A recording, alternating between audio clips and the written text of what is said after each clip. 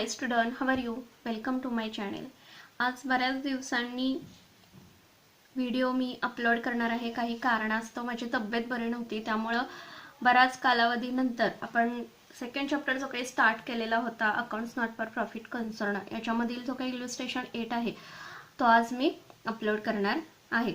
पण त्याही आधी अजूनही जर तुम्ही चॅनल सबस्क्राईब केलं नसेल तर चॅनलला सुद्धा सबस्क्राईब करा. व्हिडिओ आवडला तर नक्की लाईक करा आणि जास्तीत जास्त विद्यार्थ्यांपर्यंत व्हिडिओ शेअर करा. विद्यार्थ्यांनी फॉर्मॅट अगोदर प्रिपेअर करून घ्यायचा आहे. या क्वेश्चनमध्ये income and expenditure account prepare करण्यासाठी सांगितलेलं आहे आणि बॅलन्स शीट देखील प्रिपेअर करण्यासाठी सांगितलेली आहे. Doctor Abhinav Bharat started practice of medical practitioner on 1st April 2019.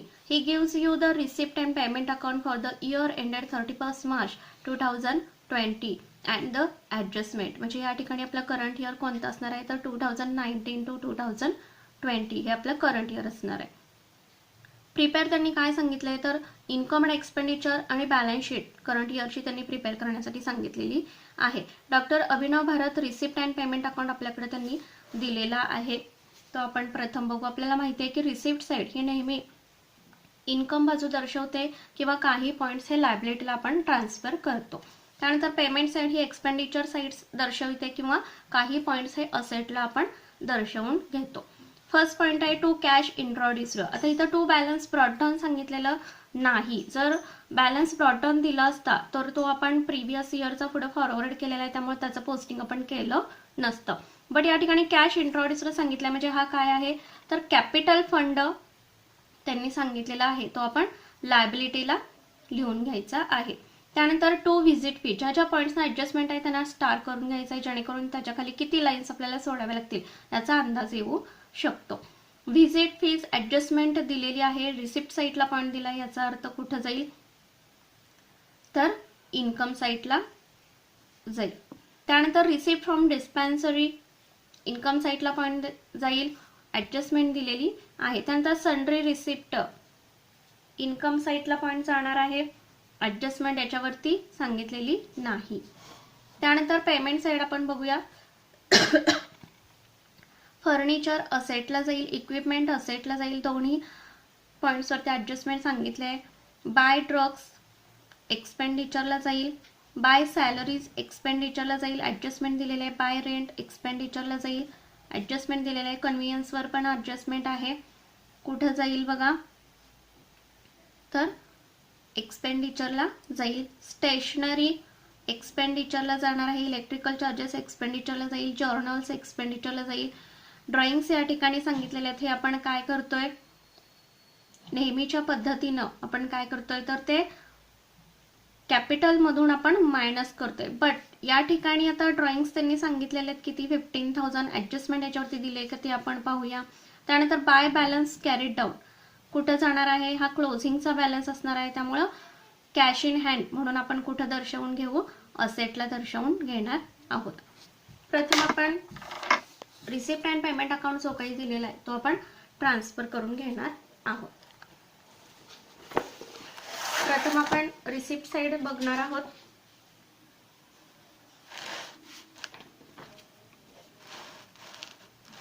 Receipt side पूर्णपणे आपण काय करतोय इन्कम साइडला ट्रान्सफर करतोय. फर्स्ट पॉइंट आहे कॅश इंट्रोड्यूस्ड, हा आपण काय दर्शवून घेणार आहोत तर कॅपिटल फंड बॅलन्स शीटच्या लायबिलिटी साइडला आपण दर्शवून घेणार आहोत.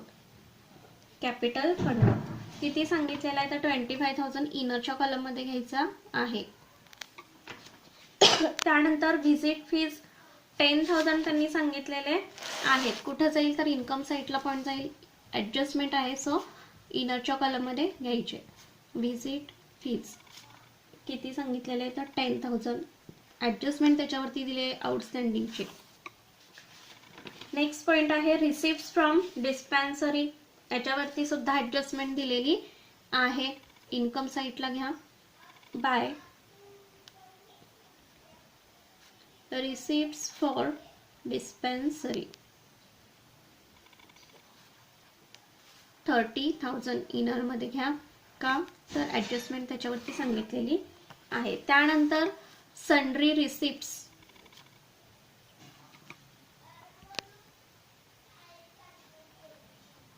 आउटरला घ्या, कोणतीही ऍडजस्टमेंट दिलेली नाही 5,000.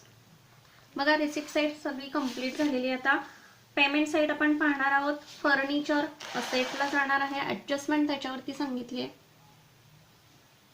इनरच्या कॉलममध्ये घ्यायचं आहे. Furniture 8,000 rupees. डेप्रिसिएशन त्याच्यावरती दिले, ते चार्ज करावं लागणार आहे. त्यानंतर इक्विपमेंट सांगितलेलं आहे, त्याच्यावरती सुद्धा ॲडजस्टमेंट दिले. इनरच्या कॉलममध्ये घ्यायचं आहे. त्यानंतर काय सांगितलंय बघा, ड्रग्स सांगितलेला आहे. ड्रग्स ओपनिंग स्टॉक आहे, त्यामुळं ॲडजस्टमेंट त्याच्यावरती दिले. एक्सपेंडिचर साईडला फर्स्ट पॉईंट संबंधित लिहून घ्यायचा आहे. To drugs. इनरच्या कॉलममध्ये 7,000. आता ॲडजस्टमेंट कशा पद्धतीने दिलेत बघा. 3 नंबरचे ॲडजस्टमेंट त्याच्यावरती दिले की स्टॉक ऑफ ड्रग्स वॉज ₹1,000. म्हणजे हे क्लोजिंगचे ड्रग्स दिलेले आहेत. सो एक लाईन याच्यासाठी सोडून द्यायची आहे. सेकंड इफेक्ट आपला असेटला जाणार. नेक्स्ट पॉइंट बघा, सॅलरीज 12,000 सांगितले, त्यांनी ॲडजस्टमेंट दिलेली आहे. टू सॅलरीज इनरच्या कॉलममध्ये घ्यायचं आहे 12,000. नेक्स्ट रेंट, त्याला सुद्धा ॲडजस्टमेंट दिलेलं आहे. इनरच्या कॉलममध्ये घ्या 6,000. नेक्स्ट कन्व्हियन्स सांगितलेला आहे बघा इथं. आता इथं कदाचित प्रिंटिंग मिस्टेक झालेली असणार आहे. का तर बुकमधील इलिस्ट्रेशनचं जे काही आन्सर आहे त्या आन्सरनुसार जर जायचं झालं तर रिसिप्ट अँड पेमेंट अकाउंटला कन्व्हियन्स त्यांनी किती सांगितलेला आहे, तर 4,000 सांगितलेला आहे. बघा या ठिकाणी 4,000 सांगितलेला आहे. पण आन्सर मध्ये त्यांनी नंतर काय सांगितलंय तर 40% डोमेस्टिक इथं 1,600 लेस केलेत. का तर त्यांच्याकडून तिथं लिहायचं राहून गेलेलं आहे किंवा प्रिंटिंग मिस्टेक झालेली असणार आहे की 40% डोमेस्टिक 1,600. म्हणजे हे काय असणार आहेत, ड्रॉइंग्स असणार आहेत. म्हणून मी म्हटलं ॲडजस्टमेंट ड्रॉइंग्सवरती दिले का ते आपण चेक करणार आहोत आणि नंतर ड्रॉइंग्स आपण पोस्टिंग करणार आहोत. बघा जर आन्सरनुसार जर जायचं असेल तर 40% डोमेस्टिक यूज या ठिकाणी आपण ब्रॅकेटमध्ये लिहून घेऊ शकतो. 40% डोमेस्टिक यूज म्हणजेच काय, घरगुती कामासाठी यूज केलेले आहेत. म्हणजेच ते फर्मच्या दृष्टिकोनातून कसे आहेत तर ड्रॉइंग्स असणार आहेत. त्यामुळे ते आपल्याला मायनस करून घ्यावे लागतील. कन्व्हियन्स इनरच्या कॉलममध्ये 4,000 घ्या. लगेच त्याच्यामधून लेस 40% डोमेस्टिक यूज म्हणून घ्या. 4,000 वर 40% 16 म्हणजे 1,600 रुपीज आले. आणि सेकंड इफेक्ट आपला कॅपिटल फंड मधून काय होणार आहे तर लेस होणार आहे. बघा इथे कॅपिटल फंड आपण लिहिलेला आहे. आपल्याला माहिती नाहीये की सरप्लस येणार आहे की डेफिसिट येणार आहे, तर त्याच्यासाठी एक लाईन आपल्याला सोडून घ्यायची आहे. इनरला काय येईल, टोटल येईल. त्या टोटल मधून आपल्याला काय करायचे, ड्रॉइंग्स लेस करून घ्यायचे आहेत. आता रिसिप्ट अँड पेमेंट अकाउंटच्या पेमेंट साईडला ड्रॉइंग्स त्यांनी किती सांगितलेले आहेत तर 15,000 रुपीज सांगितलेले आहेत. ते इथं या ठिकाणी आपण लिहून घेऊया. 15,000 प्लस 1,600 हे कुठले तर डोमेस्टिक यूजचे, कन्व्हियन्सचे डोमेस्टिक यूज. म्हणजे असे टोटल मिळून ड्रॉइंग्स आपले किती लेस होतील इथं बघा तर 16,600 एवढे आपल्याला मायनस करून घ्यावे लागतील. बघा इथं 15,000 आहे तसे पेमेंटचे ड्रॉइंग्स घेतलेले तर 1,600 हे डोमेस्टिक यूज म्हणजे कन्व्हियन्सचे आपण या ठिकाणी दर्शवून घेतलेले आहेत. असे टोटल मिळून 16,600 ड्रॉइंग्स हे काय केलेले आहेत आपण मायनस करणार. नेक्स्ट बघा पॉइंट, स्टेशनरी सांगितलेला आहे. एक्सपेंडिचर साईडला जाईल. टू स्टेशनरी 500 ॲडजस्टमेंट नाहीये त्याला. To electrical charges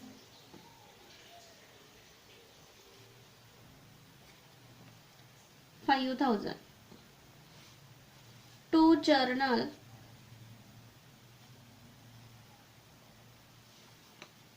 500. त्यानंतर ड्रॉइंग्स आपण ऑलरेडी इथं दर्शवून घेतलेले आहेत. त्यानंतर कॅश इन हँड क्लोजिंगचा बॅलन्स किती 2000 आउटरला लिहून घ्यायचे आहे. बघा सर्व रिसिप्ट अँड पेमेंट अकाउंट आपण ट्रान्सफर केलेले. आता फर्स्ट ॲडजस्टमेंट पाहणार आहोत आपण. Additional information. Receipts in arrears are visit fees ₹2000 and dispensary ₹500. आता व्हिजिट फीज किती सांगितलेली आहे त्यांनी, तर 2000. आता रिसिप्ट्स इन ॲरियर्स, रिसिप्ट साईटला पॉईंट दिले आहेत म्हणजे इन्कमचे पॉईंट असणार आहेत ते. रिसिप्ट इन ॲरियर्स म्हणजे काय, तर आउटस्टँडिंग असणार आहेत. त्यामुळे संबंधित पॉईंट्समध्ये दिलेले रिसिप्ट इन ॲरियर्स म्हणजेच आउटस्टँडिंग हे काय होणार, आपले प्लस होणार. फर्स्ट इफेक्ट आपला कुठं जाईल, संबंधित पॉईंटमध्ये ॲड होईल आउटस्टँडिंग. किती सांगितलंय तर 2000, आउटरला 12000 येतील. रिसिप्ट फॉर डिस्पेन्सरी ऑलरेडी लिहिलेले 30,000.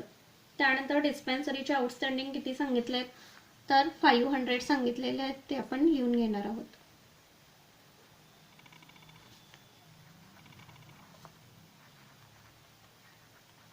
$30,500.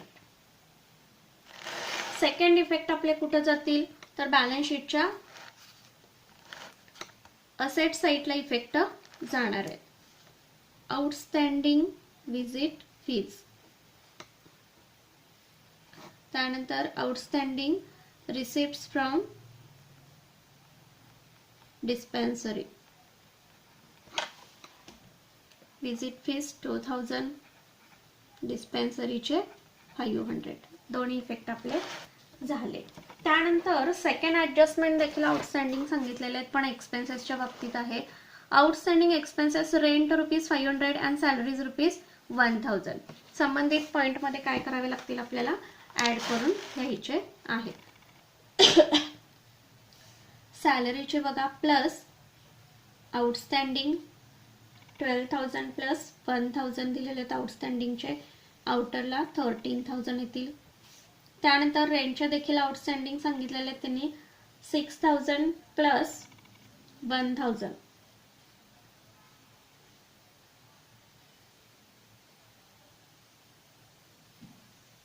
सॉरी, रेंटचे किती 500 सांगितलेले आहेत, लेस होतील. आउटरला किती येतील तर 6,500. सेकंड इफेक्ट आपल्याला जाणार आहे बॅलन्स शीटच्या लायबिलिटी साईडला. आउटस्टँडिंग एक्सपेन्सेस कोणते, रेंट 500 अँड सॅलरी 1,000. असे टोटल मिळून आउटरला 1,500 घेतले.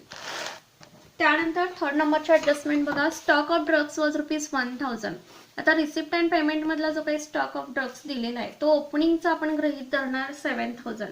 आणि हा जो काही ॲडजस्टमेंट मध्ये दिलेला आहे तो काय असणार आहे, स्टॉक ऑफ ड्रग्स क्लोजिंगचा असणार आहे. सो ओपनिंग मधून क्लोजिंग आपण मायनस करून घेणार आहोत. लेस स्टॉक ऑफ ड्रग्स ₹1,000. आउटरला 6,000 घ्या. त्यानंतर सेकंड इफेक्ट आपला जाणार आहे बॅलन्स शीटच्या असेट साईडला. स्टॉक ऑफ ड्रग्स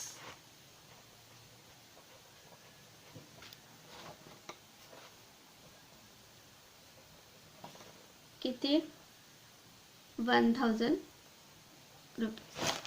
त्यानंतर लास्ट ॲडजस्टमेंट आपण पाहणार आहे. Depreciate furniture @8% per annum and equipment ₹500. Depreciation charge करायचे आपल्याला फर्निचरवरती किती सांगितलंय तर 8% सांगितलंय, ते आपण लेस करून घेणार आहोत. Depreciation @8% per annum. 8,000 वरती 8% करा, 8 64 म्हणजे 640 रुपये आले. लेस करून आउटरला अमाऊंट येईल 7,360. त्यानंतर इक्विपमेंट वरती डायरेक्टली अमाऊंट त्यांनी दिलेली आहे ती चार्ज करणार आपण 500. लेस करा, आउटरला आले 9,500. सेकंड इफेक्ट डेप्रिसिएशनचा एक्सपेन्सेस आहे फॉर्मच्या दृष्टिकोनातून. सो डेबिट साईडला येईल म्हणजेच एक्सपेंडिचर साईडला येईल. 2 depreciation on furniture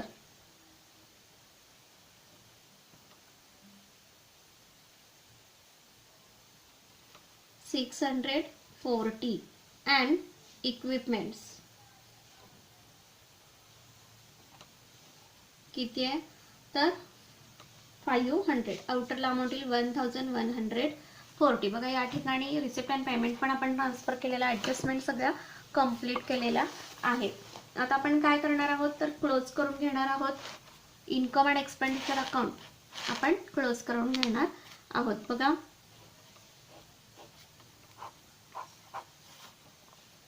credit side म्हणजेच इन्कम साईड जास्त येते आपली 47,500.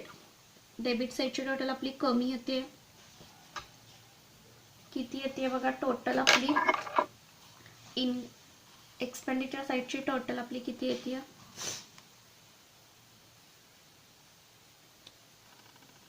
40.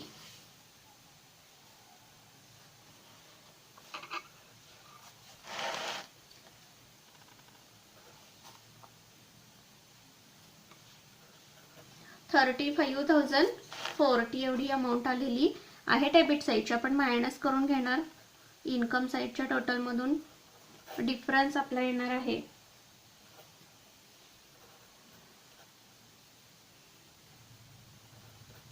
12,460. एवढा काय आलेला आपला डिफरन्स. आलेला डिफरन्सला आपण काय नाव देणार तर सरप्लस म्हणून नाव देणार. 12,460 टू सरप्लस. ब्रॅकेट मध्ये लिहून घ्यायचं आहे excess of income over expenditure. आलेला सरप्लस हा कॅपिटल फंड मध्ये आपण काय करणार ऍड करणार. 12,460 इनरलाच अमाऊंट घ्यायची आहे प्लस करून 37,460. त्याच्यामध्ये ड्रॉइंग्सचे आपण ऍड केलेले आहेत किती 16,600. त्यामुळे आउटरला अमाऊंट आपली किती येईल सॉरी मायनस केलेले आहेत. आउटरला लेस करून आपली अमाऊंट येणार आहे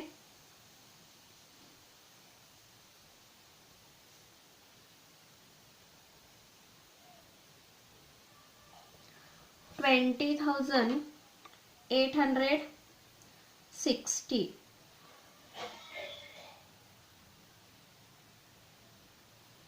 मायनस 16,600. बघा 20,860 एवढा आउटरला अमाऊंट आली. त्यानंतर बॅलन्स शीट आपण क्लोज करून घेणार आहोत. बघा असेट साईडची टोटल आपण प्रथम करून घेऊया.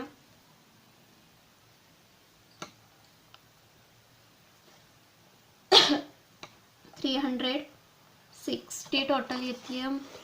असेट साईडची आपण प्रथम करून घेऊया. 22,360 तेवढीच टोटल आपली लायबिलिटी साईडची पण येते 22,360. बघा या ठिकाणी प्रॉब्लेम आपला पूर्णपणे सॉल्व्ह झालेला आहे. आय होप क्वेश्चन पूर्णपणे तुमच्या लक्षात आलेला असणार आहे. सो व्हिडिओ आवडला तर नक्की लाईक करा आणि जास्तीत जास्त विद्यार्थ्यांपर्यंत व्हिडिओ शेअर करा. थँक्यू. Take care.